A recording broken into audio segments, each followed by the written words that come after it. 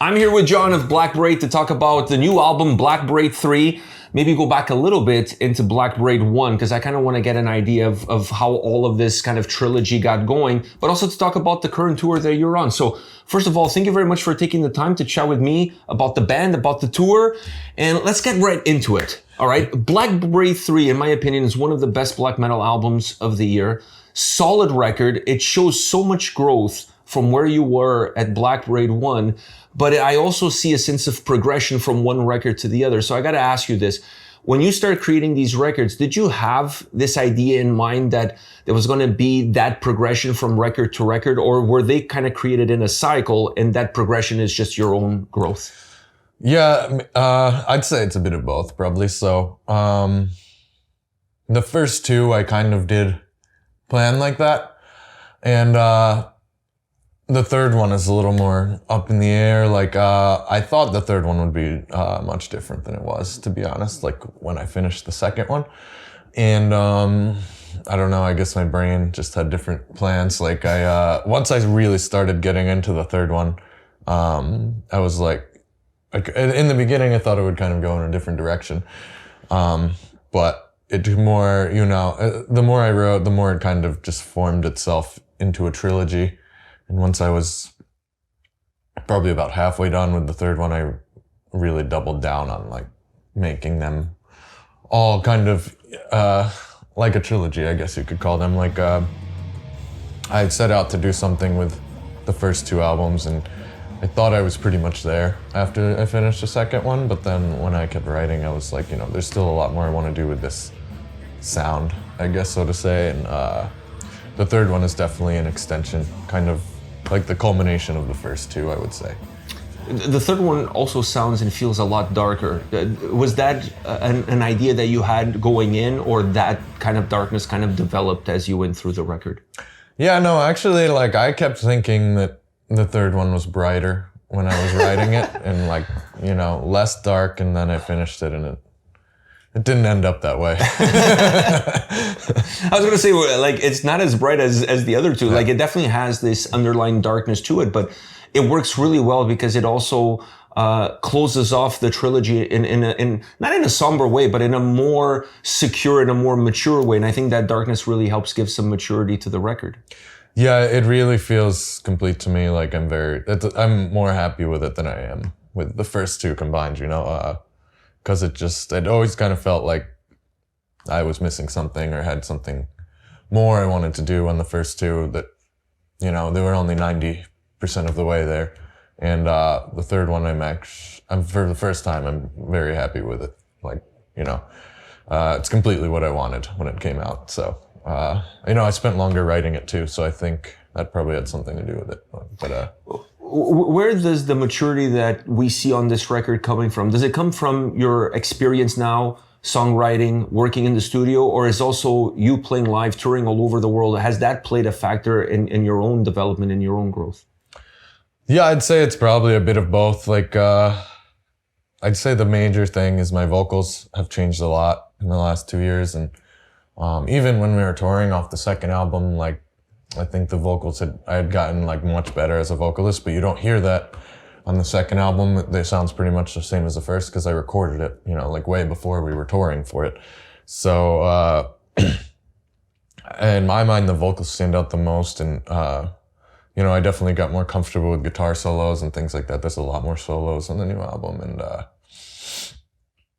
also I think it's a little more dynamic, like, there's a lot more like groovy riffs and less blast beats, I would say, but at the same time, there's blast beats all over it. So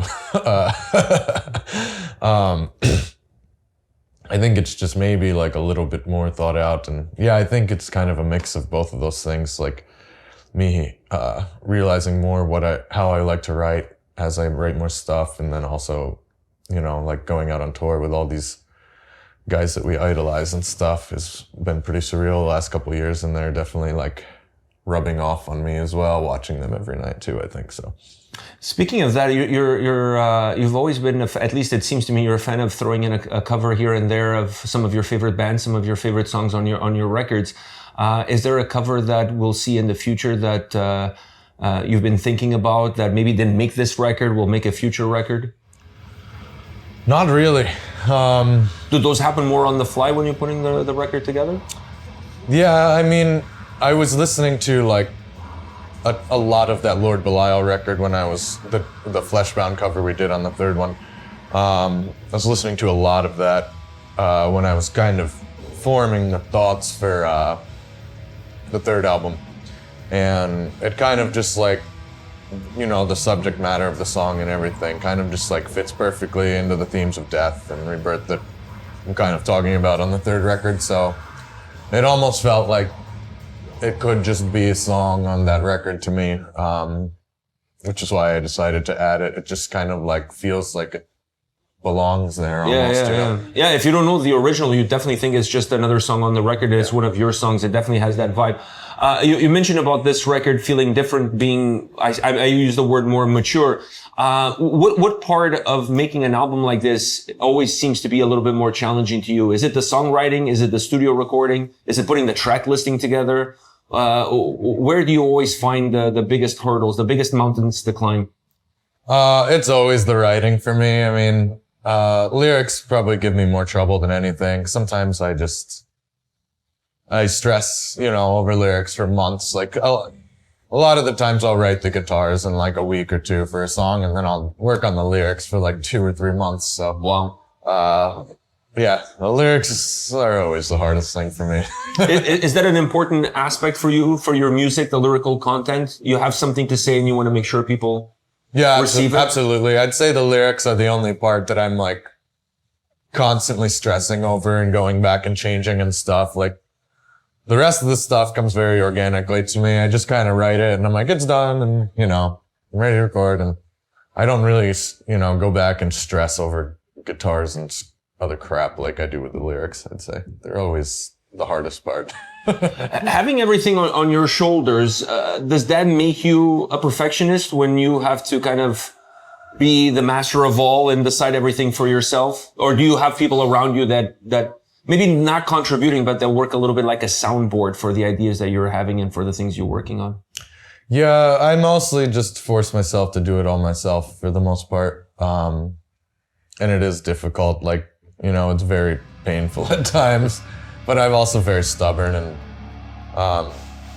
you know, so many times I think about maybe bringing someone else in to help me with this or that really quick. But in the end, I always end up talking myself out of it. And like, you know, just spend another month or two with it and you'll figure it out yourself. So I love to punish myself with stuff. It's never easy, but I guess that's how I want it with Blackbraid. Will we see a Blackbraid 4, or you feel like the story that started with Blackbraid 1, you feel complete with Blackbraid 3? I think it's definitely complete. I'll write more stuff. I don't know if I would call it Blackbraid 4 though. There'll definitely be more full lengths, but remains to be seen if it would be 4 or something else, I guess. Yeah. Well, when you're putting this record together, I thought the artwork was so symbolic of what the record carries musically. From the imagery that the artwork has to the darkness of the artwork, everything just matched so well. Do you go deep into what you want that artwork to be in order to represent the work that you've put into the record? Oh yeah, I'm pretty picky with that too. And like Adam Burke, who did the painting, is I've been a huge fan of him for forever. You know, like he's done so many covers that I love, and I just completely love his style.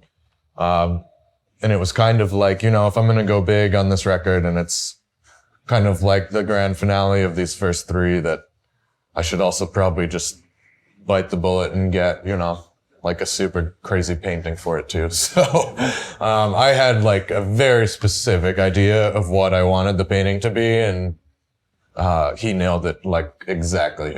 It's perfectly like what I asked it for. So I can't be any more excited about it. And, yeah, we also had Adrian Baxter do some pen and ink line work on it, who did the covers for the first 2. So we kind of had them come together for the third one, and it seemed to come out pretty perfect. Honestly, it's exactly what I wanted. So You're one of the most highly demanded artists right now in the black metal scene. Like, I've seen the growth in terms of the live shows from a supporting now to a headlining. You're releasing 3 albums independently. Is there a reason behind it? You want to have complete ownership of your work and be in complete command of what it is that you do. Is that the reason why you continue to release independently? I'm sure labels would pick you up in no time. Yeah, absolutely. I really just have never wanted a label. I hate having to like answer to someone. I'm pretty stubborn about that. Like maybe I'll write another Blackbraid record in 5 years, or maybe it'll be 15 years, or maybe I'll put it out next month, like it doesn't matter because I don't have anyone asking, be like, you need it to do it by this time and we need 10 songs. And that shit would just completely ruin it for me in any aspect. Like I never want to write music for someone else other than myself. So yeah. Do you write on a regular basis, or do you take time, specific time to sit down and work on a new record? No, I used to kind of try to designate writing times for myself, and it never worked. It just feels like I'm forcing it out of myself, and it was never productive. It's much easier if I just kind of let it come to me. So these days I still like, for myself, I'll designate times a couple times a week for me to play guitar for like an hour or two. But, sometimes I just I fuck around with like a Metallica song or something, like I'm not always writing Blackbraid. Like I feel like as long as I just stay sharp and practice guitar, the rest comes eventually. So, and sometimes I do end up writing Blackbraid stuff for a few hours when I sit down to play guitar, but more often than not, it's just me like learning some song that I want to learn, I have to ask you this, because when I listen to the new record, when I listen to any record that you've released, there's always that moment when you hear a new song that you're taken back by the atmosphere of the track, by the sound. Like it's almost like you get transported into the world that you created musically, and even with the lyrics. When you're writing it, do you get transported as well? Because that's the feeling that I get from a listening point of view. Yeah, absolutely. I'd say like I have like pretty clear ideas of what I'm looking for when I write, and I kind of really need to be kind of focused and in the zone to work on something. Like I can never like casually write for like half an hour or something, like I need to be focused, I guess, but I also never know where it's going until it's done. So you're on tour right now, headlining across North America. Great tour package. It's really nice to see a longer set from you guys versus the previous times when I saw you here in Toronto. How is life on the road? Is that something that you've adjusted to pretty quickly, considering how much you guys tour? I don't know if I'll ever really adjust to it. Like right now I'm pretty sick, but again, I guess I'm adjusted because at this point, I always plan on getting sick halfway through the tour, and it's just like, I used to dread it and be like, worry about my voice and stuff. And now when we go out, I'm just in this mindset. I'm like, all right, I'm going to get really sick. I'm going to have to perform sick. And, that's just how tour is. So, it's never going to be like normal to me, I guess, because I love being alone at home. And, I live like 2 hours from a city, so being in cities every night is pretty overwhelming to me. But, at this point, I also know what to expect. So I think I'm as adjusted as I ever could be. It still doesn't seem too normal to me, but it's fun. So do you still get some butterflies in your stomach when you walk up in front of a crowd? Honestly, that never really happened to me, even in the beginning. So it's usually just, I feel most calm before we're about to start, I would say. So the butterfly things has never really been a thing for me. Maybe when we play when we play these things like Hellfest in Copenhagen, there's 60, 70,000 people out there. I get a little nervous, but if we're headlining a club, it's always just been fun. I've never really had nervousness around the smaller stuff. So it's about just having a good time. Yeah. and connecting with the audience, I'm sure.